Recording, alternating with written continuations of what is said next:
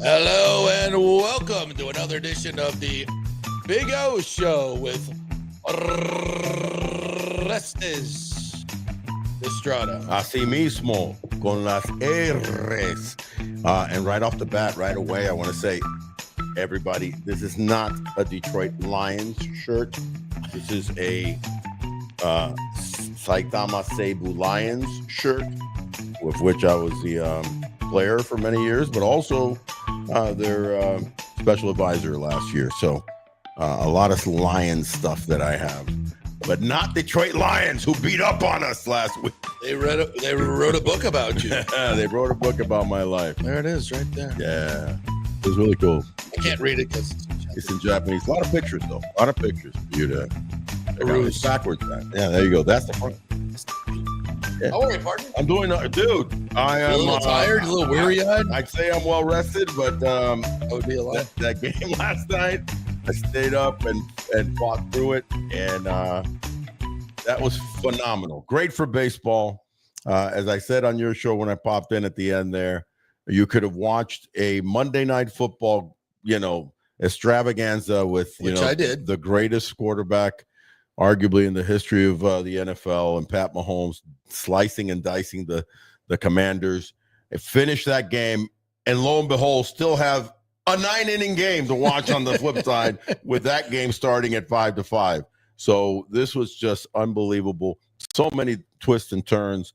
Obviously, it started with Shohei Ohtani and what he did his first 4 at-bats, record-setting, extra base hits and 4 at-bats. There's so many records that I won't even bore everybody with. So many Babe Ruth records. We got to go through that. Yeah, we got to go through Babe the Ruth records. We got records of most total bases.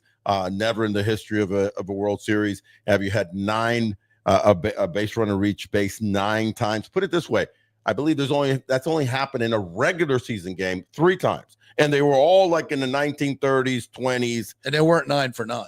And nobody was 9 for 9 because he didn't have 9 hits. Just reaching base 9 times, 12 total bases. Oh, by the way, he tied his record for most total bases from that 3-homer, game that he had. So at that point in time, the paradigm shifted. John Schneider, the manager of the Toronto Blue Jays, just said, we're not pitching him. We're not doing that. So he went to the level of, the only guys that have been, to that level have been the Albert Pujols back in 2011 that got walked several times in a World Series when it was with the St. Louis Cardinals. And also, obviously, Barry Bonds, I believe, got walked like 8 times in the World Series back in 2002 against the Angels when he was with the Giants. And Babe Ruth. So many records. I will say, if you want to start with Shohei, because you can't help but start with that, even though Freddie Freeman was a hero again. Yeah. What I say about that is that he's the greatest disruptor, arguably, in the history of professional athletic sports. And by that, I mean that there's so many ways that this guy disrupts your game. Offensively, both power, but also getting hits, stealing bases, scoring runs. He's fast. And then you've got the advent of him, how he's pitching, how he's pitched this year, which was phenomenal, by the way. He had a great year. He just didn't pitch. He just didn't pitch that many innings because they kind of, they corralled him. In fact, I think on purpose to save him for situations like what he's already done in the playoffs with his last outing, 6 innings, 10 strikeouts. So for me, the greatest athletes of all time, at least in the United States of America, has to be Michael Jordan. I started thinking of like who else compares that was so great offensively and defensively. It would have to be Muhammad Ali in his greatness. Yeah, would just frustrate you with his quickness and speed, but also you couldn't. I'm pretty. You can't touch me. You can't touch Shohei Ohtani right now. But that was that's a single sport. Yeah, in a team sport, to be able to dominate on both sides, offensively and defensively. To me, the only person that's ever done that is Michael. It's Jordan. Michael. Yeah, it's pretty much Jordan. He was the best offensive player, and with apologies to Scottie Pippen, the best defensive player on the court at all times. He was the best. And Ohtani just dominates in every single way. And it's not only just two home runs and 2 doubles, it's the tying home run. It's the clutchness of everything that he does. Yeah, that's right. That was a 5-5. It was 5-4. He ties the game up. Then it goes into this match. You have a game that went 5-5 through 9, and then goes 9 innings, and you get only 1 run. So the bullpen was surprising because both teams kind of came in with a suspect bullpen, but they really showed up. I will say something right off the bat as far as what happens to a hitter, and I've been in many long games. And people feel like, well, the hitting just kind of failed. Really, I think the advantage is pitcher with ball in hand when they come out of the bullpen. Yeah. They're fresh. They know they're in there to give their all for an inning and 2/3, 2 innings. You did have a surprise, and we're going to talk about Will Klein, this 25-year-old journeyman, who ended up throwing 4 innings and being the key catalyst on the mound for the Dodgers. But the hitters, once you get into that 6th, 7th, 5th, 6th, 7th at bat, you're worn down, brother. And on top of that, if you're not a DH, you're playing defense. So every time in every inning, as you get into the 7th, 8th, and 9th, which is more crucial, not to say that every inning is not crucial at the World Series level, but when you get into the 12th, 13th, every time you bend down on every pitch, every time you set up, every time the ball's hit to you, it's a strain physically and mentally. Well, you could be the World Series hero or the GOAT. Exactly. Every moment. So then at that point, when you come up to the bat, your 5th, 6th, 7th, even 8th time, you're at a disadvantage, to be candid with you. So when people say like, oh, they just couldn't hit, one team went 2 for 12. I believe the Toronto Blue Jays were 2 for 12 with running scoring position. I think 18 or 19 left on base. You had 2 for 14 for the Dodgers, also around 17 or 18 left on base. But you got to take into consideration that the relievers are fresh, and they're coming out there to explode for 20, 25 pitches. Now, what Will Klein did, that's another level. That kid came out of nowhere. Wow. This kid, is kind of like a journeyman that's been traded 3 times, DFA'd twice. Twice he's been DFA'd by the A's and by the Seattle Mariners. And one time when the A's traded him, they traded him for future considerations. When you get traded for future considerations, big boy, that means that that Monster Energy drink that you're sipping on that could be the what you get back. That's what you get back. Maybe a 6-pack of Monster Energy drink. So basically they just wanted to give him up. They traded him to Seattle. Seattle has him for a minute. They DFA him January of 25. The Dodgers get him in a little simple swap.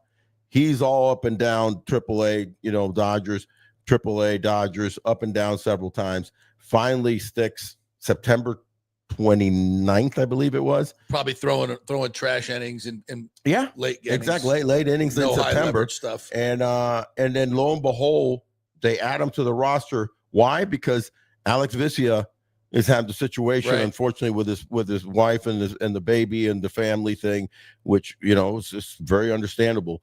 So they needed an arm. They just needed an arm, and they slot this kid in as literally. I would think that when you're looking at the roster of the World Series, okay, this is the last guy we're going to use. We just need another arm, right? And lo and behold, you needed this guy, and he goes out and throws 4 innings. 4 innings. Gives up, he strikes out 5, 2 walks, 1 hit, no runs. Just incredible. The most innings he's thrown in the major league. Under that kind of pressure. World Series, that kind of pressure. Park. I mean, every pitch is a pressure pitch. So many dynamics to the game. You had 6 guys get thrown out at the bases. Obviously, the Bo Bichette was an anomaly because Dalton Varsho on a 3-1 pitch thought it was ball 4. Right. Big mistake on Bo. That's his fault, because he's got to stay by the base until the umpire says, it was ball 4 or strike 2. And it was strike 2. So other than that, great defensive plays. Love the kid, Addison Barger. What a gun. Nice to see quality baseball from outfield throwers. That's kind of gone away in baseball. You don't have the Ellis Valentines to save the game, and DeAndre Dawsons and the Ichiros. You don't have as many guys with strong arms in right field. The Kiermaiers. Yeah, dare I say, my goodness, how could I forget one of the greatest? We were talking about that relay last night. Yeah. It reminded me of the relay from the Rays 2019 ALCS Houston Rays 4th inning. Yeah. Altuve on second, I believe. Yeah. Raise up 3-0. Yarborough on the mound. Jordan Alvarez. Yeah, Jordan Alvarez off the wall. Yeah. And I'm there with some of my buddies in the right field, just hanging out underneath the big board, having a couple beers. And I'm watching it from that angle, from right field corner. It probably looked like it was going to be gone. Well, first of all, that's out. And then it hits the top of the wall. Right. And Karam's right to Kiermaier because he plays it perfectly. Like always. Guns it to Adames. Yes. And I look up and Kiermaier has the ball.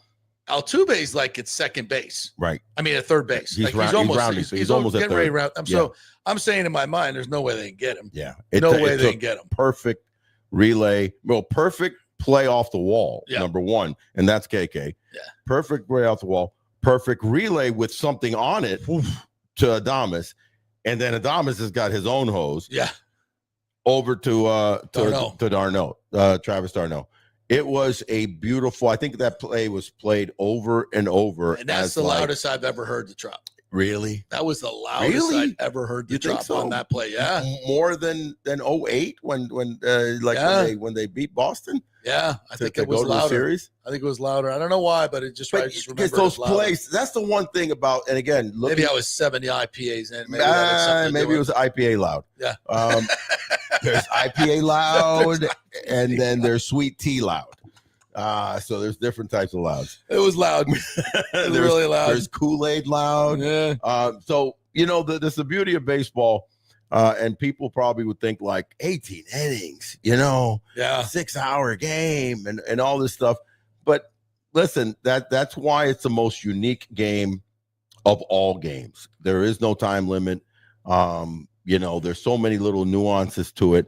And there's a lot. I was talking to a good friend of mine earlier this year, and I was telling him that I think the game of baseball has the most aspects of all sports than any sport. In what way? Listen to what I'm saying. Okay. The game of baseball has the most aspects of all sports in any sport.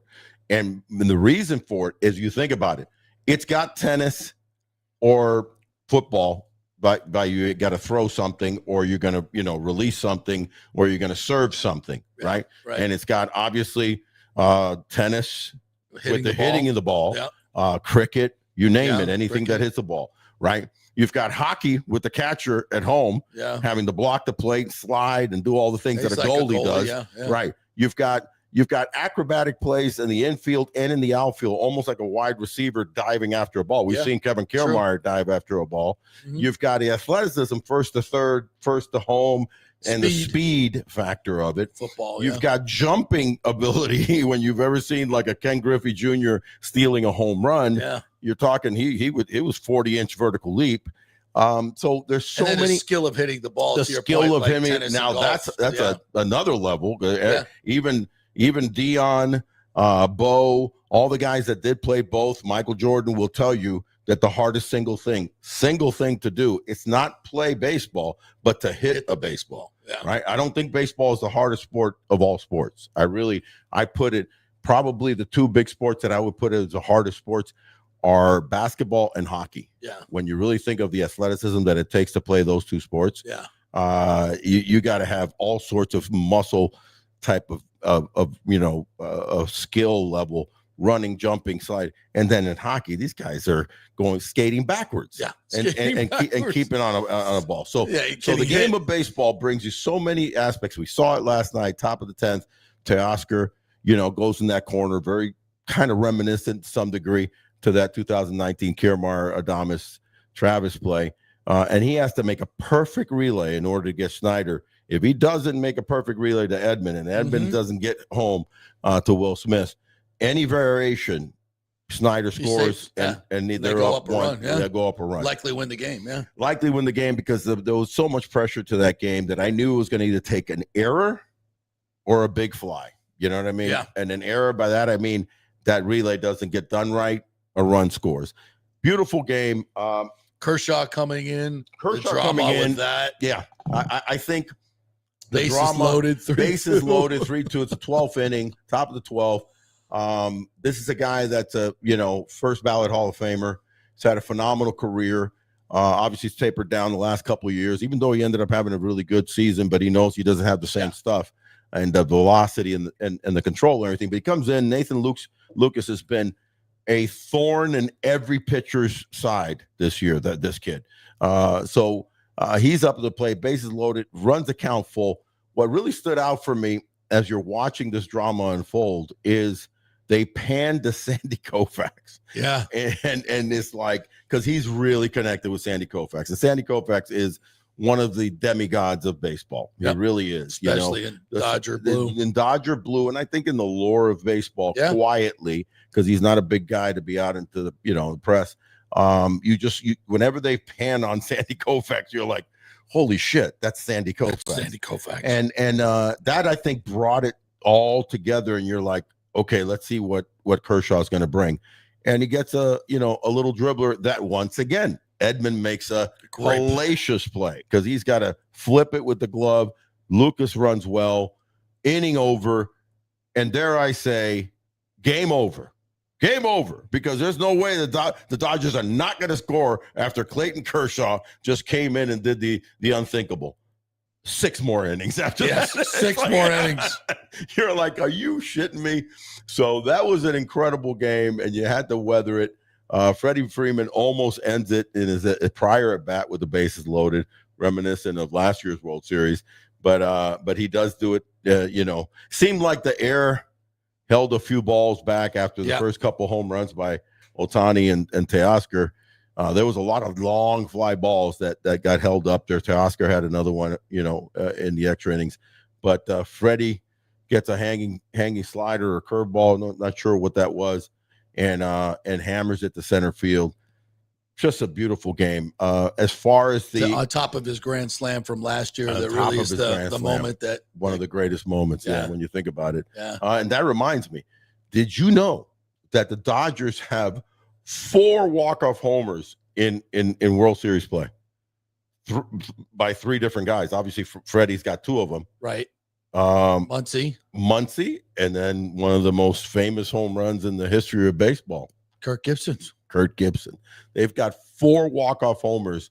There's not a team that has more than 1 walk-off homer in World Series play. Did not realize that. So this is a team that seems to be destined. They seem to have that Kansas City Chiefs kind of spell going on for a little bit, even though obviously the Chiefs lost last year, but are kind of perennially in the mix. And hey, listen, they've got the most, one of the most expensive, if not the most expensive roster in baseball. So you should be really, really good. Speaking of that, we got a comment here from Michael LaRue. Says, if you thought the Dodgers lineup was stacked with 3 MVPs, Ohtani, Betts, and Freeman, just wait until they add Kyle Tucker this offseason. Oh my gosh. Come on.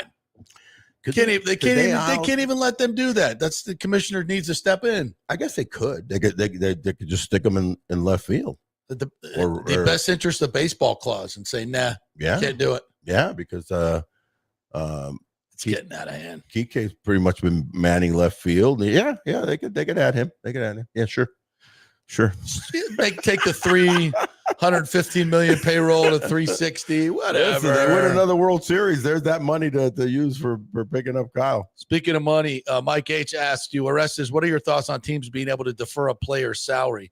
Ohtani deferred $68 million of his $70 million salary this year. Is that something the league is looking at the new CBA?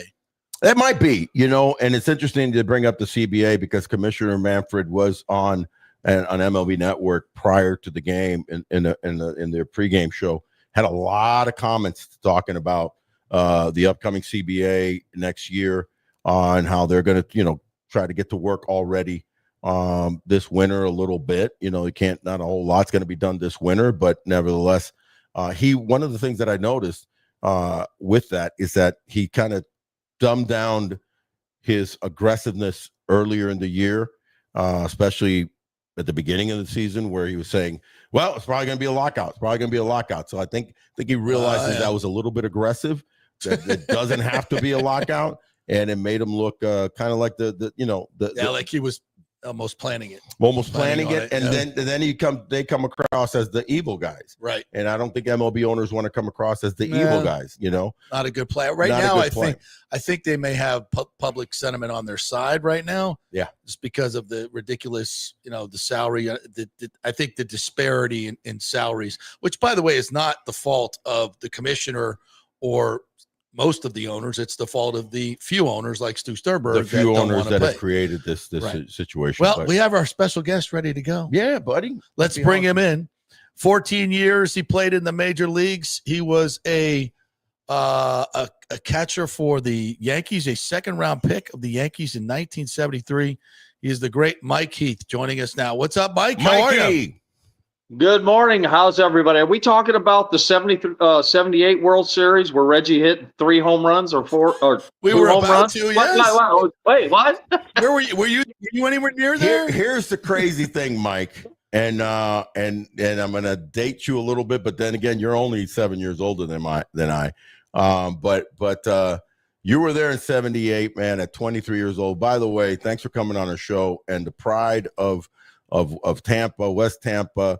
A guy that's super proud to be from Tampa and be one of the lures of baseball, which is baseball so royalty in Tampa. Yeah, yes. Listen, people don't realize how great the baseball. If you're not from here, you need to check it out. But I was at games 3, 4, and 5 of that World Series in 78. I was I was 15 years old, and my great uncle had got me box seats. I flew up from Miami, watched these games with my cousin, and he got me box seats, and I got to watch that. That was a series where you remember vividly that Reggie did the little hip thing and knocked the ball out, and you guys ended up coming back after coming in down 2-0 and won 3, 4, and 5, and went on to win the series. But your memories from that, and obviously you were a rookie, man, to get jumped right into the fire. Yeah, I got to catch 1 inning of that series, which was, pretty amazing. That's what you always dream about as a young man, make it to the big leagues and also then be able to play in a World Series. But I feel bad for you, because I think the only autograph you got that time was mine at the time. Yeah, Reggie, you know how Reggie was. He was, I go, Reggie, don't bother me. He was like, no, don't leave me alone. Leave me alone. But the rest of you guys were fantastic. That's awesome. That was a great ball club, though. The 78 Yankees, of course, it was my first year, man. We battled back from a lot of adversity that year. I think the best thing that happened to us that year is whenever the New York papers went on strike and kind of left us alone, and we just played baseball and came back and forced that 1-game playoff against the Boston Red Sox. That's right. That was the year of Bucky Dent's home run off of we Mike, can actually Mike say it, Bucky fucking Dent. Yeah, well, yeah, that's true. That's true. Yeah. If you're a Boston fan, then you say it that way. Yeah. But I'm gonna add a little bit to that too. The thing about that is Bucky won the MVP of that series, but a guy that really played well, because Willie Randolph was hurt at the time, was Brian Doyle. I think Brian Doyle almost matched every bit of Bucky's numbers that World Series. So as far as like the closest I came to, and I'm very proud of it because I'm wearing the shirt from my beloved Seibu Lions in Tokyo, and we won back-to-back Japan series. And I know how exciting that was, and millions of people in Japan, watch that. In fact, it's going on right now. The Hanshin Tigers are playing the Hawks, the SoftBank Hawks. Walk us through walking into a World Series, man, and it's just got to be. It's larger than life, I'm assuming. Yeah, no doubt. Again, let's use the term when you're 23 years old and first make it to the big leagues. Being able to be with the New York Yankees and being in the big leagues was just a dream come true. But when you're walking into the stadium and it's the World Series, there is just a total different atmosphere with the fans and with the players. The players are, we played a long season, 162 ball games, and that 1-game playoff with the Boston Red Sox. But there's a different type of energy for us, as you know. We don't get tired. Late in the season, whenever you're not fighting for something, you might just kind of go through the motion a little bit, and you might be a little tired.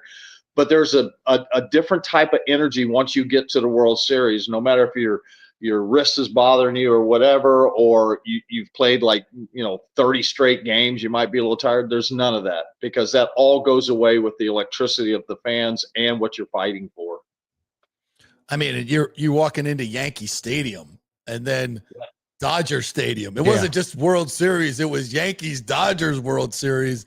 6 games Tommy you guys Lasorda. won it. Tommy Lasorda. I mean, Steve Garvey. I mean, what was that like? Well, as a kid, I really didn't follow baseball or much of that, but my dad and I would sit and watch it, and Harmon Killebrew was my guy back in the day as a kid, and Mickey Mantle. But being able to walk in that stadium and play against guys that you've heard about, and watch play a little bit, man, it was pretty awesome. Now you're right there with them, and you got to have that attitude or thinking that, I belong here there, too. yeah. You just got to earn your way, I want to talk to you because it's interesting, because you were a rookie back then at 23, and getting your spot chances here and there. There's a guy that pitched last night, and I was talking about his trek. His name is Will Klein. He ended up getting the win last night, 25-year-old Mike, and he had never thrown more than a couple innings in one game. He ends up throwing 4, striking out 5, 2 walks, 1 hit, no runs. Does an impeccable job. This guy had been jumped around left and right. He'd been not released, but DFA'd by 2 different teams, right? And then finally traded a couple of times. In fact, one time, Mike, he got traded for future considerations. You know what future considerations mean? It's like a bag of balls later on that you're going to get. That was the Oakland A's traded him to Seattle for future considerations. Works his way, gets finally DFA'd by Seattle at the beginning of this year. Follow me now. In January, so then it works a trade for some dude for the Dodgers, goes to AAA. He's up and down several times, only logs about 15 innings. All of a sudden, because of Alex Vesia's situation with his wife, he's not on the roster. They add him to the roster as kind of like basically the last man up, and he ends up being in this 18-inning game the last man up. Talk about pitchers, you being a catcher for over 1,300 games, and what they kind of go through, especially coming out of the pen, and what you're trying to tell them in an extra inning game of this magnitude. Well, at that point right there, the guys coming out of the pen, man, that's their dealio. Their makeup is that way. They want to come in here and shut the stuff down, shut it down right now.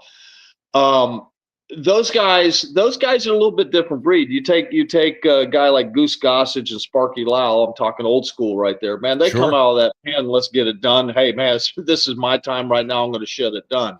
Dave Beard was the same way with us in Oakland. But then you go to your starters, and those guys, most of the starters back in the day wanted to go 9-inning shutout or 9 innings period. They just wanted to go 9 innings. That's how you earn your money, Those guys, they're at a pace level, I would think, the starters. You can't come out there, blow gas, and throw 100% the whole time. So those guys, know how to pitch, put a little on, take a little off. But the guys out of the pen, man, they're full speed ahead, and let's shut this thing down. That's the mentality I saw out of most of the pitchers. I want to ask you a little bit about Shohei Ohtani, and I know you've had a chance to watch him, even though you're not in the game anymore as a coach or and all that. But obviously he is otherworldly what this guy is doing. In fact, we talked yesterday, and your quote was, "He's not getting paid enough."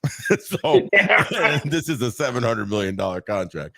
But the fact that he's doing what he's doing at your level, that you got to see pitchers and how good they could be, but also hitters coming up to the plate, the likes of Steve Garvey or Reggie, et cetera.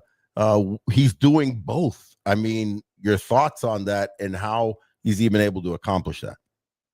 Well, I tell you what, there's one other guy. There's probably been a couple guys, but Ron Guidry was a guy like that. He could hit a little bit too, but he never got to prove it in the game. But he was such a good athlete, right? Yeah.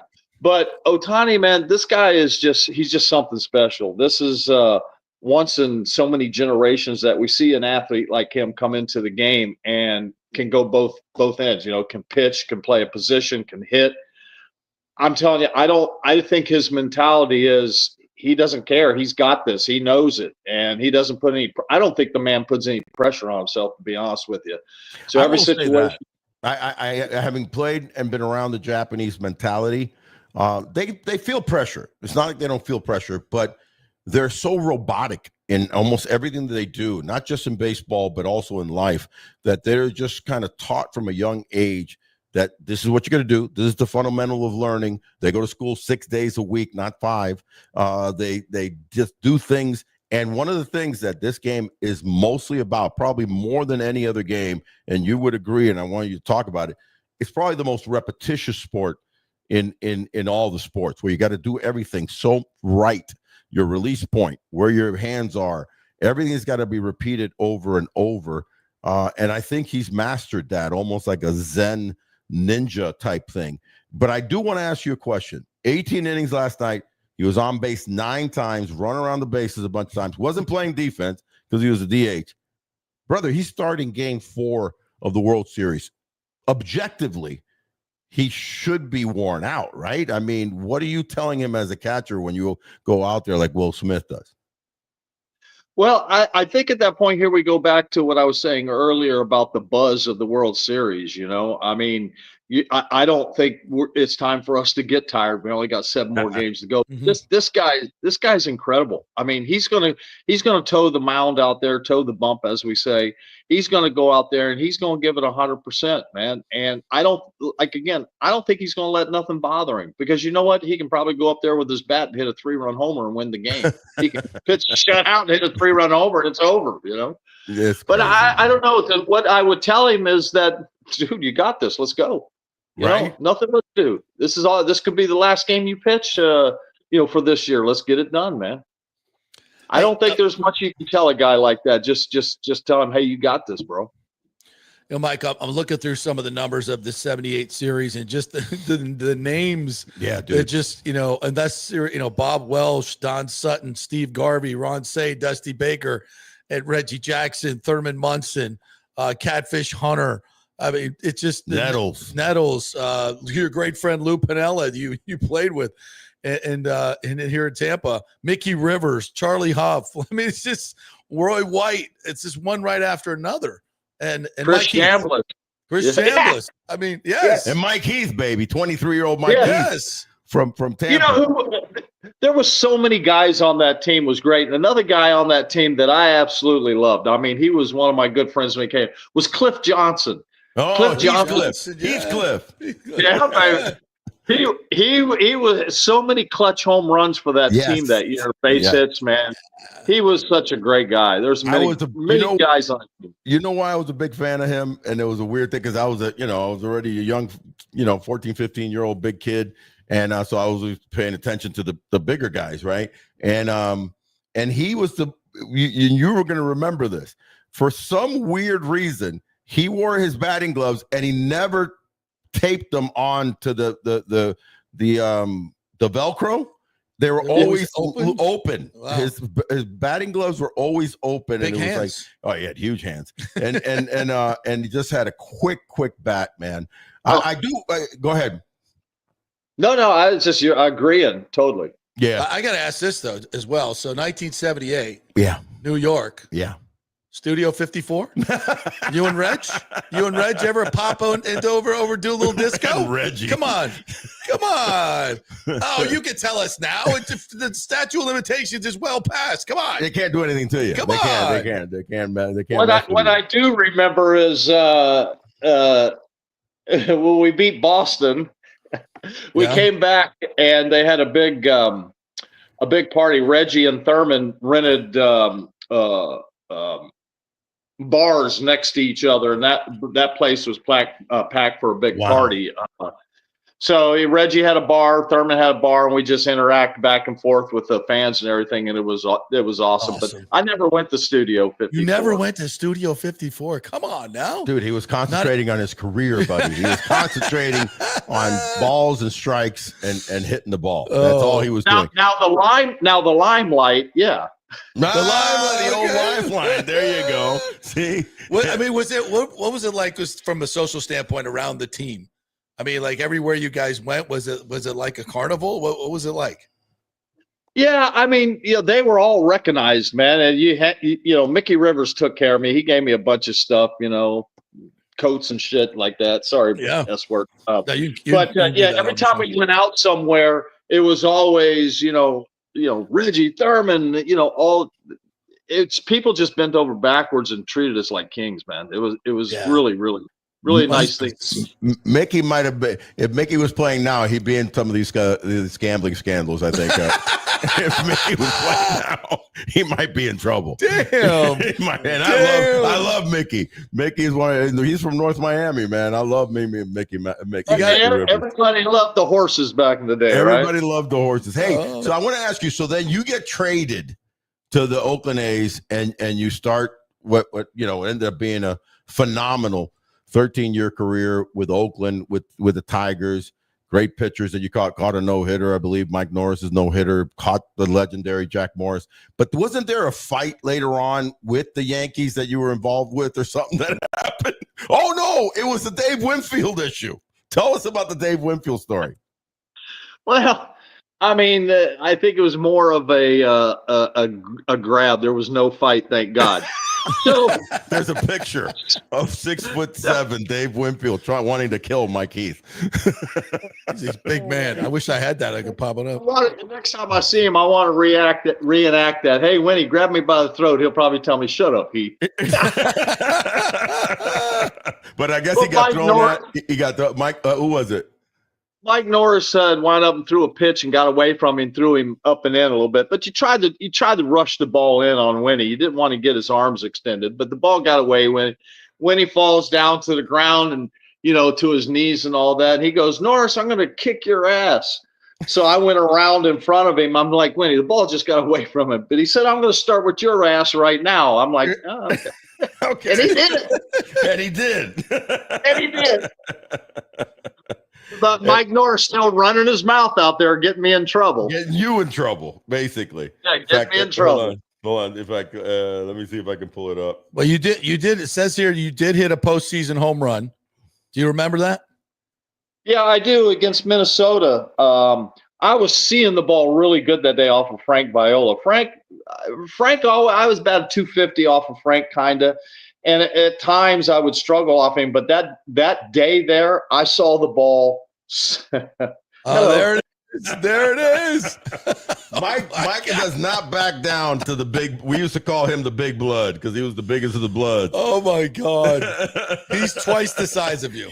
Literally twice the size of you. But he didn't back down, baby. That's Tampa's finest. Well, I stood between him and my pitcher. That's what I have to do. Got to take care of my boys. That's exactly where, if you look at it, he's getting in between his pitcher, and so that's what a catcher's supposed to do. But no, so talk about that jack you had in postseason. Yeah, like I was saying, I saw the ball really good out of Frank's hand, man, and I think we talked about this before. Some guys say they see spin out of the hand and all that, and I never saw spin out of the hand. I saw the release point, but I never saw spin. And I think you and I both, guys, they see spin. They don't see spin. I don't think anybody. Ted Williams was the only one that saw spin, I think. Well, at least he told us that. He said that because he said he had 2010, but it's so hard to see spin, bro. I mean, it's tricky. But I saw the ball out of Frank's hand really good. I was looking for the ball up because he had that little two-seam he ran away, that little changeup that he threw firm and soft at times. Then he run the fastball in on you. He'd throw a backdoor breaking ball occasionally, but that wasn't in the mix. But I could tell where it came out of his hand, and I just saw it real good, like everything slowed down. That as a hitter, we can slow those pitches down sometimes. Yes, sir. And so everything was in slow motion coming out of his hand, and so I saw it really well. I saw the ball up at that point, and I went after. I tried to stay off of anything down off of him that started down. I tried to stay off of it. So, and then I just got the pitch and I nailed it. It was fun. I want to talk to you about today's catcher, because you and I have had some good conversations about that. You were from the glory days of the 80s and into the 90s, and it's changed dramatically how they set up, how they catch, what they're trying to do. Obviously, now you've got the pitch count and you got all this, you know, type of things where not pitch count, but the pitch clock. So it changes things a little bit. Though I think the game was actually faster paced back in the 70s and the 80s because it just moved faster. It got really sluggish and slowed down in the late 90s and into the early 2000s. So they finally had to address it because guys were stepping out stupidly too long. Pitchers were doing too much. But as a catcher and what you see today and how they're framing and how they're setting up, totally different, isn't it? Yeah, it is. I think the breakdown on that is, if I'm not mistaken, it's 80% in receiving, 13% in throwing guys out, or then whatever 7% on blocking. I think that's the way it breaks down today. I'm not sure, but you know, every generation, we all thought we were stealing strikes. Okay, I would set up on the outside corner, and I watched Bob Boone. Bob Boone was one of the smoothest receivers I think I've seen, and I tried to copy myself out of him.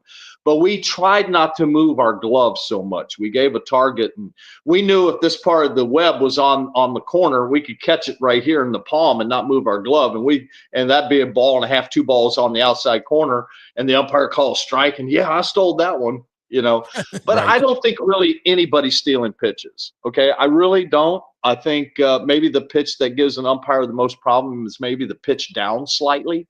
Right. But when it's on the corners or anything like that, he's seeing the ball literally 4 feet in front of us, and Right. he doesn't worry about where I catch the ball, where my glove ends up. But I just think it's something.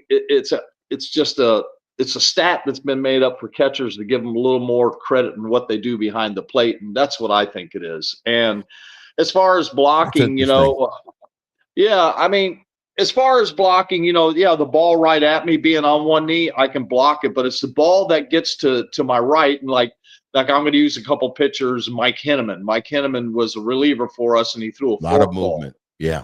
But he had a 3/4 release, and what he would do, he would choke it into the left-hander's batter's box. So that's the one I'd have to be ready for. And, you know, once you, as a catcher, start blocking these balls and keeping it in front of you and stopping the guy from advancing a base, now your pitchers will have more faith in you to throw that good pitch and not worry about it. I do want to ask one more thing in reference to catching that I think people are question a lot. So by the 80s, and I don't know what year it was that I think it was pretty much by the 80s, but in the 70s, they had the umpires use the big protector. So one league, what was it, Mike, the National League that used the protector, big kind of block thing for them. Yeah. And then the American League didn't. And then all of a sudden, everybody was not using that. So I want you to talk about, so you can explain to people why, if it's a right-handed hitter, the umpire is going to lean towards the hitter, and which makes a lot of the low and away pitches that they kind of sometimes miss if they're, you know, can't get over and look properly, because a lot of the ones that they end up missing are the low and away pitches that look like a strike, or maybe they call it a strike and it was actually a ball. But obviously they're doing it to protect themselves, so they don't want to be straight behind the catcher so they don't have a concussion. But it does play an effect on balls and strikes. Yeah, I think that they're slightly changing that, because I go down to a fantasy camp down in Vero Beach, and they got umpire schools down there for MLB, and they're moving these guys around. They're trying to keep them more centered today than moving so much. You know, good, even though it's dangerous, but you're going to get a better look on both sides. Yeah, I mean, here again, you know, you're seeing that ball literally 4 feet in front of the catcher receiving the ball. And like I said, you know, you see it, you know, your mind is already made up. It's not how I'm going to move my glove to make that pitch a strike or it looks better. That's great. So, I mean, I can sit there and I get behind the dish, and as soon as I see it come out of the pitcher's hand, I got a strike in my mind. And then once it gets around the plate, you can make the adjustment, you know, because you can see it. I don't know. I think maybe the pitch down the way, maybe a little bit, they have a hard time, but I don't know. I really don't think anybody's stealing strikes. I think umpires are just missing them. The reason that they move them towards the hitter is because you're not gonna. So if you foul a ball off the meat of the bat, the scientific trajectory is harder straight back. Right, gotcha. Yeah. As opposed to if you get jammed. So if you lean closer to the righty hitter or the lefty hitter, there's a less propensity for the umpire to have a concussion, let's say, with a ball that slides off the bat. That the foul tips off. Yeah, but there's one foul tip I got in my whole life. I see stars. Anytime you see stars on certain ones, that it's like a slight concussion. But there's one foul tip that Jim Rice, it hit me right here, and I lost my legs underneath me. Oh, damn. Yeah. So it got under your mask? No, it hit me right on the button on the chin, and my legs got weak. I've had them all over. Wow. It affected your legs, and it got you under the thing, so your nervous it's like somebody popped you in the chin, man. It's like, you went down. You went down like a bolo punch. It's funny. Well, Ken Kaiser, the umpire, held me up at that point. Did he really? Well, he was big enough to hold you up. That was a large human being. It's like almost every time the Rays sign a catcher, the first thing they say is, this guy's got 80%. It's all about framing. Framing. That's all they care about. That's all they talk about. He hits 095, but damn, he can frame it up. He can frame. He could steal pitches. He can't even hit 100. I don't know if that's like as important a factor as I would like to hit a little hitting more than 095 and blocking. Yeah. Well, and if they do go, what's interesting when you were talking about this is how much emphasis is put on it. If and when they go to robotic umpires, you can't fool the robot, right? So is that so the great framers of the game are going to be out now because it doesn't even matter? Possibly. Yeah, possibly. I mean, they'll think of something else. I remember right after I got out in 90, then catcher. Oh, Charlie O'Brien. Okay. Yeah, Charlie O'Brien was a good catcher. Braves and a bunch of teams, Blue Jays. He was in the Oakland system, and I knew Charlie then. But what Charlie was doing was receiving the ball deep into his body. Right. And if you listen to every announcer, they're always saying, look, Charlie's letting the ball travel long enough. He's stealing strikes because it gives the umpire a longer view at the ball. See, that's what I'm saying. Every generation, we thought we were stealing strikes. Right. Gotcha. So I don't know how, I don't. Well, if we go to the robot, be smooth. What do you feel? How do you feel about the robot? By using technology to call balls and strikes. I don't like it. I think the baseball has so much judgment refereeing and not refereeing because they don't call them refereeing, but judgment calls on the bases. And I acclimated initially. Years ago, when they added the review, I was like, I'm such a purist. But I see the reviews, because once you added so many angles, if you watch that 1978 World Series again, for those of you who want to just pull it up, you're not going to see that many camera angles. No. So now that you've added the advent of camera angles, why not take advantage of that? I acclimated to that and I agreed with that. I still believe that the balls and strikes, one of the nuances of baseball is whoever the umpire is, you acclimate to that guy. Oh, this guy's a high ball caller. This guy's a low ball caller. Wasn't that fascinating for you, Mike? Yeah, because I was just going to hit on that because you had low ball umpires and high ball umpires, and then you get a high ball umpire with a sinking ball pitcher. That's a bad day for the pitcher. Right. No, that's a great point. Right. So it changes the dynamic of the game. You literally went into should it? Wouldn't you rather have consistency from game to game? I see what you're saying. So then you have a strike is a strike, and that's it. In this, it's less human element. I'm going to bring something else in the fold too. I mean, since this gambling thing and all, I maybe this is a touchy subject. It's not a touchy subject. It's a real subject, Mike. Bring it up. Well, okay. So you got an umpire back there, or whatever. Now he's got money on the game, and he'll call a couple pitches out of the zone strikes in a certain situation, or a player is going to swing it. I don't know, man. So I think what's happening, we're seeing all this technology is because it takes that element out.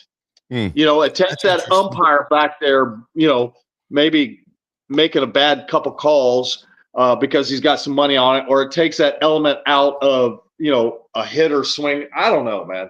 So I guess the question will be in a few years, You know, how do you bribe a robot into a prop bet that you need to win? Who's operating the robot? Who's operating the robot? That's going to be the key. We're going to be actually going after MIT kids. AI. Send that robot an MI female. Yeah. Can you honeypot a robot? I don't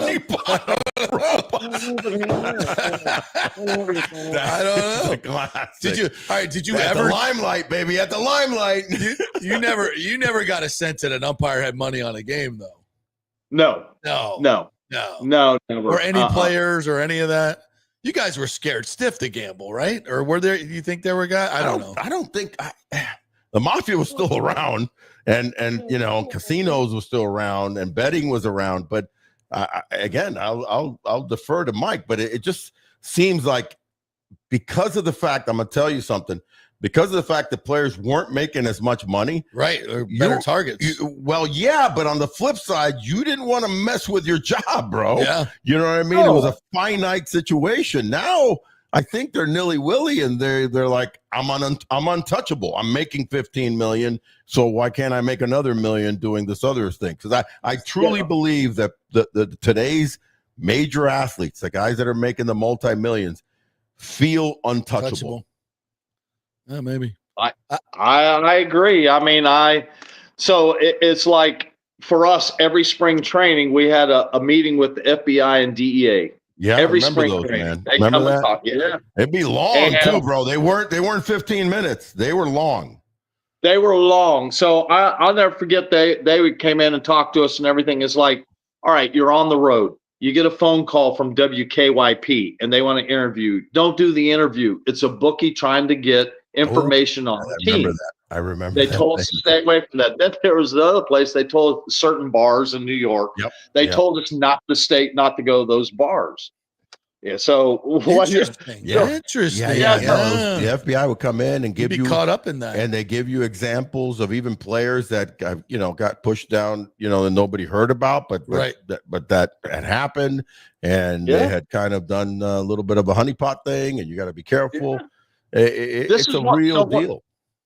So one of the guys giving the speech to us in '91 with the Braves, he starts talking, DEA guy or FBI, one or two, and he goes, Mike Heath. He says, I used to talk to you all the time. I had long hair and a beard, man, and all that, and I'd talk to you all the time at this such place where you'd have a drink and everything like that. No way. And you didn't know it was that guy. Oh shit! At the meeting, it was him. Exactly. He said, you don't recognize me now, but I had long hair and shit, a beard and stuff. Sorry. Wow. Was he tracking you at that time, or you just happened to hang out at the same bar? Checking out players. No, man. I'm not a gambler, man. I can't stand to lose money. Me too, bro. I'm the same way. I don't do it. I don't know, but I mean, it's thing just, I do is play the lotto. Listen, but still, they're everywhere in these big cities. And they have little, stakeouts and little checking out what guys are doing, Yeah. Why there not? were certain bars in New York. They told us not to hang out there. That's interesting. Not to go there. Yeah. Bad hombres. All right. Toughest pitcher you ever faced? Oh, boy. Well, give me a couple names if you like. Yeah. From the right side, definitely Nolan Ryan. I mean, and, he was tough. And from the left side, Randy Johnson, of course. But there was another guy. A lot of guys gave me problems. I was a 250 hitter. Hey, so was I. So don't knock it. Stop it, dude. You'd be the highest hitting catcher these days at 250, bro. Exactly. You know what the catchers are hitting? You'd be an all-star at 250 these days. They're not hitting 251. They're hitting transpose at 215, bro, and getting paid millions. So stop that. Yeah. But yeah, no, Randy, I was his first strikeout in the big league, so I got that in my feather in my hat. Well, you and I was his last strikeout for his first no-hitter. No way. Oh, really? There we go. High fastball. But another guy in that was Sid Fernandez. I couldn't pick the ball up for him Sid, with the Mets, because he would drop on you. Remember, he was big and heavy, and he would start his windup, and then he would literally sit down. Yeah. And it would be like this weird thing, and then he'd come over the top. I hated him. It was uni for me, man. He came right through here. I don't know. It was weird. Yeah. He kind of threw his uniform. You're right. It looked like he pushed the ball. He was pretty good. He was pretty good for a good 4 or 5 years, and then I think he got hurt. But one of the guys that I really did, and I faced him in A-ball, AA, AAA, and the big leagues, and he was just super, was Brett Saberhagen. And Brett, I thought was just a phenomenal pitcher. Yeah, he was dirty also, man. I got a couple hits off, but nothing special. Yeah, but he was a guy that I felt comfortable off and still go 0 for 4. Yeah, not comfortable because he didn't throw good. He threw 90. Yeah, but he was like Maddox. He except he didn't have the longevity. He only had 4 or 5 great years. Maddox had 15. I do want to ask you, speaking of comfortable and stuff, who was your favorite guys to catch? I mean, you had Jack Morris, who was one of your favorites, but tell us who was your more comfortable and favorite guys that that day. Oh man, it's so and so. I'm happy that I'm behind the plate. Rick Langford and Ron Guidry. Really, Louisiana. And another one. Another one too that really was kind of easy to catch, so say for me, was Walt Terrell. Terrell, Detroit Tigers. I caught Doyle Alexander, and Doyle was nice to catch too. But Rick Langford, he was a catfish hunter type of guy, right? And I mean, not as but he could put it basically where you want. He holds a record that I don't think will ever be beat. He has I think it's 21 or 22 consecutive complete games. Wow, does he really? Yes. Rick Langford has. Rick Langford, look it up. Yeah. Wow. Now, what was the key to throwing those? First of all, a manager letting you do it. But second of all, these guys throw, fermenting one that's max effort on everything they throw. Those guys weren't doing that back in the day, were they? No. I mean, you had a couple guys who would, like Dave Beard went out. He was our reliever, and somebody got hurt, and Dave said, "I'll go out and pitch." So he pitched max effort. By about the 5th inning, he was gassed. Yeah. Right. But he was a guy that came in. He threw 97 on the gun back in the day. Yeah, he was our short guy. And it's a different measurement, by the way. We spoke about that. So that's 101 in today's. Yeah, where they're clocking it now on the release. Yeah, but Rick Langford, he just picked. He would throw firm and then take a little off, a little cutter, a little breaking ball, little whatever that was. Yeah. I don't know what that sign's for, but no, yeah. So I don't think they threw max effort. They pitched more and try to hit their location more instead of just hey, I'm going to throw it right down the middle as hard as I can get it to go. What about Morris, man? Morris said it was really more like a fork ball, wasn't it? Yeah. Than a split. Yeah, he had a fork ball. He threw it straight over the top, and his what he tried to do was throw it right on top of the plate. That was his target as far as pull down on the fork ball, straight down on it. He tried to throw it right on top of the plate. So that's not comfortable for you. That's not a comfortable night. You got to deal with that almost knuckleball type pitch. Especially if he's a little off with it, man, then you got to battle your butt off as a catcher and get in front of that thing, man. Oh my god! But Jack, because that fork ball, man, you come out of the same arm slot and everything, and just the bottom drops out of it. That's what it does. People don't realize how. You ever catch a Negro, a knuckleballer, or Huff? Doyle Alexander tried it a little bit, but stayed away from it. He finally didn't throw it, but no, I did not. Nope. Thank God, huh? Yeah. Yeah. Well, it's one of those guys you can't chase the ball. You can't go get it. You got to let it come to you, and it's a last minute movement. Every time he'd throw it in the bullpen and work on it, he had a pretty good one. It danced a little bit, but it's like you can't go get that ball. You got to let it come to you. So. Yeah, I never had that problem. Hey, before we let you go, I know you're a proud Tampa native. Your thoughts on the history. Somebody disappeared? Can you guys hear me?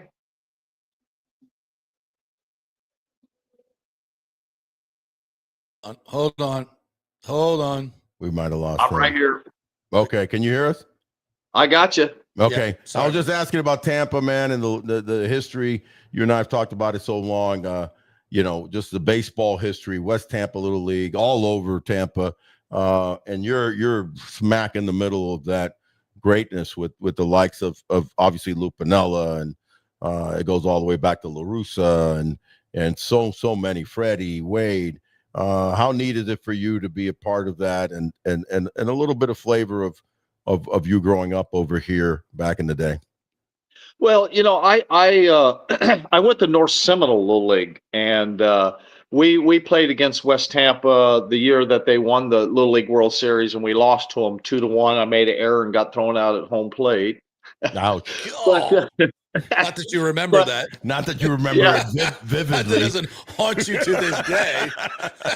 Wow. So, but I had a guy, Evalio Roig, Mike Roig. He played for the Yeah. Tampa Smokers back in the I day. remember Mike Roy, yes. Yeah, and he was with Cincinnati a little bit. And so when I was 13 years old, coming out of Little League, he got me in Pony League, and me and Ronnie Hamilton. And he said, we have something, So he worked with us a lot. It's like going to get lessons like today, except we didn't do it every day. But he would work with us like every Saturday or Sunday when we didn't have games and stuff like that. So you have to give, this is just me with this, you have to give, in that time period in the 60s, in the little leagues around here, there was a lot of Hispanic coaches, okay, Cuban coaches, Latin coaches and stuff like that. I think that was the big influence. Mike was from Cuba. He knew baseball, and he trained me how to be not so robotic. You know what I mean? Try to be a little bit more. I'm going to use the term fluid. flashy, but I was a little stiff-handed shortstop, and he tried to help me with that. But yeah, so I think the knowledge of that here, Danny Hernandez was another one that we had in North Seminole. But those guys, with their influence around the Tampa Bay area for us young kids back in the 60s and early 70s, for some of the guys, I think they really had a big impact on how we turned out as baseball players. So big leaguers coming back to help the kids. Always, man. This is a great Your era. mom wasn't paying $75 an hour either, right? But these guys, Evalio Roig, Mike, he played, like I said, Tampa Smokers, but some of the other guys did not play professional baseball. But it was just that their passion great teachers of the game. They knew the game. Yeah, they knew the game. They knew the game, and we're so dedicated, man. Because listen, you got to have people that are sacrificial, if you will. Yeah. Not only love the game, but love spending the time, the hours. Because nowadays it's different. Travel ball, you're paying for everything, right? And if you got the money, you're going to get the $75 an hour coach. But and that's great. That's great. I support that. But the kind of the altruistic love of the game to give back to young teens. That's why I really support the Boys and Girls Club and certain rec centers. I think that's lovely. And you and I both benefited. Mine was in Miami. I had a guy by the name of, in fact, I just did a piece recently about this one particular guy who was kind of like a Mike Roy in my era. His name is Eddie Gallo Rodriguez, and the influence that he had in so many players in the Miami area growing up in the 70s. So you got to have that. Hopefully we still have a lot of that around here. I think we do, because the Tampa baseball is alive. Great history. And great history. Yeah. Hey, man, no doubt. You got to love the Bay Area for that. I mean, we've had great baseball players come out of this area. We're just loaded with talent. And you're one of them. Are you excited about having a major league team with an actual stadium in the city of Tampa? That's happening hopefully by 2029. I think it's going to be over there by HCC, but just to have that, more accessible. I mean, St. Pete did a great job for many, many years, but it's time to move bigger and better and make it happen here in Tampa. You look forward to that? Yeah, I do. In fact, I don't go to games. I don't really watch it that much. My big deal on Sundays is I like NASCAR. But there you go. I got a little bit of, like, when the Rays first started coming into town, I thought it was good. So I contacted, the Rays ownership at the time and asked them, hey, I can do some things in the area. I was born and raised in the area. How about let me go out and speak for, the teams and go to certain functions, and let's preach the Rays from a homegrown guy. Get Wade Boggs to this. Yeah. Flat out told me we don't owe you nothing. So ever since then, I've been a fan. That's been the ownership Yeah, of the Rays. it was tough. I wasn't asking for anything. I was just I wanted to help. Trying to be part. And that's one of the big problems I've had with this past ownership group. They never reached out to their people, the Tampa royalty in baseball, like yourself, all of these people that we go to all these events, the smokers and the cigar, and everybody comes in, and Tino and Wade, and it's many. It's unbelievable. Mike and I were just at one. never take advantage of that is the dumbest shit ever. And it's the reason why the Rays have never resonated in this area, and that's all about to change. These new guys know what the hell they're doing. They're going to embrace the local, the roots of baseball, which are so rich and deep in this area. I don't know why you would never want to tap into that, but they never did, and it's just weird. So those days that was what I think Namoli was the one that owned the team off the get-go. It was like, we don't know nothing. I'm like, I'm not asking you to owe me nothing. I just want to help, man. I even went to hockey games and handed out tickets for a little bit. Yeah. Or hand out brochures about the rate. So. Well, they understood it. Well, this thing just went sideways. I don't know how, but it just went. There it is. Now you're back there, right? There he is. Yeah. Well, listen, buddy, we love you, man, and thank you for coming on. This has been quite stories of explaining, the greatness of the World Series, which we're living in right now, but from someone that actually lived it live back in 1978. So we appreciate you. Well, I could tell you the new owners listen to this show and they listen to my show. So if you would rather, I know you're scarred from the Rays, but this is a new regime. So if you would like to be involved in the new regime, I'm going to get them involved. Well, we welcome you. We welcome you. And we're going to bring everybody back into the voice. A good voice for that. For that new team. Well, guys, I appreciate it. Thanks for having me on memory lane, man. Got to walk down it again. Oh, it's so fun. We'll get together soon, Mikey. The fact that you're scarred by your little league days. And now I know I'm not alone because I have some of those memories. I made the last out of the season for my high school baseball team, and I'll never forget it. Right? It's awful. Exactly. Awful. All right, thank you, Mike. Appreciate it. Mike Heath, buddy, the best. Right. He's the best. We are going completely haywire here now on our cameras. Is it going nuts? It's just bananas. Is it going? Yeah, we're in the 17th, 18th inning here. We have no camera whatsoever. This computer is just. Well, I'll tell you what, the audio was great. The audio, we got the audio. He was fantastic. What a great guest, and some great memories, great experiences, and also, like I've always said, coming from a catcher, man, because they see the whole game. Yeah. And Mike had a front seat, a great seat at the major league level, no doubt about it. All right, I think we might have to back it. It's not me. I'm telling you, it's not me. It's you. It's not me. It's not you. It's me. Oh my God! There we go. All right, we're back. We're back. Just stay tranquil and tropical, baby. Stay tranquil. All right, so let's wrap this up. Tonight, big game. You're gonna have Shane Bieber. Who's that other guy going tonight? The other guy is Wally Yamamoto or something like that. Shohei the money. So he's like the lowest paid player. He's only making $2 million. Shohei Ohtani going tonight. 68 deferred. Listen, what to look for, to see how his energy level, is. And I love Mike Heath's words about the fact that, you just find another gear. And again, my only experience was, getting to play into late October, 3 times back in the 90s with the Japanese leagues. And it was dramatic and intense.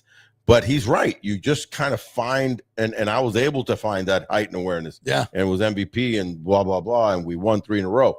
But what I'm just concerned about is that you just had an 18-inning game, and now he's got to go on the mound. That's unprecedented. Nobody's ever done that. Michael LaRue is asking who's available to pitch tonight. And is there a chance anyone on the benches might nod off? Yeah. No. Nobody's going to be nodding off. It's serious. But I think when you look at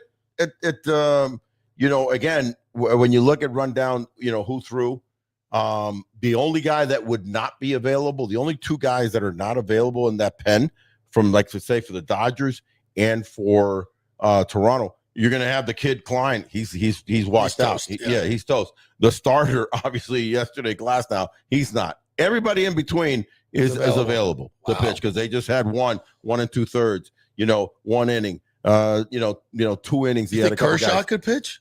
Kershaw could come right back. 100%. Yeah. Same thing with Toronto. The Blue Jays really didn't have anybody that went 5 innings in it's all hands on deck. So it's all hands on deck. Shit, they had Shane Bieber going to the bullpen just in case if they to lengthen that out, they would have dealt with whoever was going to start today. Yeah. So now it's Shane Bieber. Can he do the unthinkable? This guy just came in, coming off of Tommy John surgery, coming off a trade from Cleveland. A very smart pickup. Remember that I talked about that pickup when they made it? I said, watch out for Shane Bieber. He's thrown okay, hasn't thrown great in the postseason, but he's a crafty, like Mike Heath was talking about. He's a guy that throws a lot of strikes, stays around. Hopefully, he can quiet these bats that went through a long game last night with the Dodgers, and it might be a little bit sluggish. But he who has the most focus and heightened awareness is going to win tonight. All right, last thing. We always do a little bit of Rays stuff here. I know some people were looking for updates, and I'm not reporting this, but I'll just continue to get a lot of feedback that the Rays are doing a ton of due diligence on the HCC site in terms of talking to administrators, making plans, blah, blah, blah. I mean, there's parking lots are closing. So a lot of different signs that point towards the HCC spot. They're the leader in the clubhouse, not saying it's a done deal, but it seems like it's well down the road, and that's what they're focusing on. And I'm going to tell you why this is important, because, again, I mentioned earlier in the show about Rob Manfred talking about, the CBA, and one of the things that he stayed on was expansion. That's like his big deal before he's out 4 years from now, right? So how do you establish expansion? He said it all along. We have to have the 2 teams that did not have stadiums have stadiums. So the A's are done. Yep. So the moment that he's probably pushing this group oh God, yes, to go. That's probably $4 to $5 billion in revenue just in expansion fees. Not the 4. owners. It is going to be 5. Supposedly, the price ticket has gone up to 2.5. Yeah. So you're talking 2 teams. That's $5 billion. So there's a lot of incentive plus to get it done. The realignments would change. Believe it or not, that could be billions of dollars too, at least hundreds of millions from revenue from advertising when they realign. And if they go into the postseason, they can realign the postseason too. Because you remember, you're having teams that are kind of playing and messes up the times when you're having all 4 teams playing in the first round. Right. It's really complicated. So if you align properly, then everybody in the West is happy and you can sell more. So there's a lot of incentive to get this done. A lot of incentive. And get it done by 2029. Exactly. And that's why HCC. Once they announce it, I would not be surprised that if not months later, here comes the announcement of expansion. Yeah. And not only that, World Baseball Classic is in 2029. And another if you're the Rays, you want to host that. More importantly is expansion. And an all-star game would be nice as well. Yeah, buddy. All right. So the Rays are going to be major news this offseason. It's not just about, what are they going to do with Fairbanks and with Yandy and with, Lau. It's a lot of other things. A lot of more things happen. All right, Big O. Great show as Good show, always. Man. That Enjoy was the World fun. Series tonight and Shohei on the mound. More history to be made. And we'll be back with you on Friday for another edition of the Big O Show, where we always stay tranquilo y tropical.